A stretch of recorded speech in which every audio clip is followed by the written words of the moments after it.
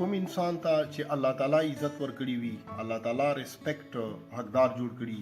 د عزت مالک جوړ کړي، نو هغه موږ ته پکار دي، ټولو ته پکار دي چې دا هغه کس موږ عزت وکړو، ولې چې هغه ته الله تعالی عزت ورکړي.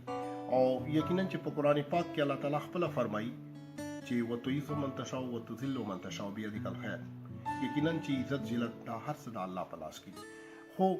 بهرحال موږ وینو ګورو په فیسبوک باندې، په میډیا باندې چې کومې خبرې روانې دي، او داسې کسان شته چې هغه داسې الفاظ استعمالوي چې هغه د الفاظو مطابق نه وي، انسوټیبل ورډز وي، نامناسب الفاظ وي. خو بهرحال یو تعلیم یافته انسان ته همیشه دا پکار دي چې هغه یوه خوږه خبره وکړي، یوه صحیح طریقې سره داسې اخلاقي لیول خبرې وکړي چې هغه نه بل سبق واخلي چې واقعي دا یو تعلیم یافته کس ده. اوس نامناسب الفاظ خو هر چاته ورځي، خو بهرحال